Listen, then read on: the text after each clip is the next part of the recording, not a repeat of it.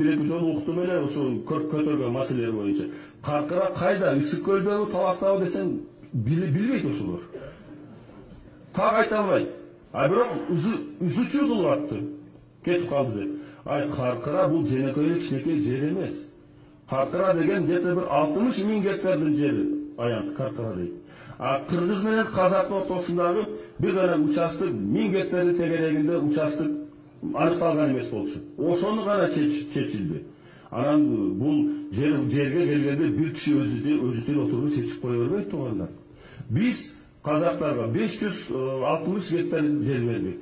А казактардан биз 1300-1400 гектар жер алдык. Алардын жерин алдык. Ошо чечимге барып мына депутаттар отурат могу жерде. Каркырага барып, ошо жердеги эл менен жолугуп, ай силерге кандай ыңгайлуу? Алар айтты, мынау тиги казактын жери. Ушуну биз пайдаланып келе жатабыз. А бирок тиги жер кыргыздыкы, бирок аны биз пайдаланбай атабыз. Андан көрө буну казактарга бергиле, алардын жерин биз алалык деп. Болгону ошол.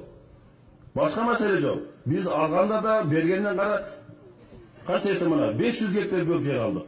Аны эми түшүндүрбөй эле анан мына кетип калды, кетип берип койду. Айнан калыс болуш керек да кичине. Муну сиздерге айтып атканым себеби сиздер Каркырадан алыссыңар, бирок билип койгонго туура болот деп ойлойм. Эч качан Кыргызстандын президенти болобу, башка мамлекеттин жетекчиси болобу, жеке эле өзүнүн кызыкчылыгынын артынан башка өлкөгө жерди, 1 метр жерди жөн эле берип койбойт. Анын жолу өтө татаал. Ошондуктан муну туура түшүнүш керек. А биздин оппоненттерге башка айта турган сөзү жок. Ошондуктан жанагы сөздөрдү айтып атат. Эми булар айта берсин. Мен эми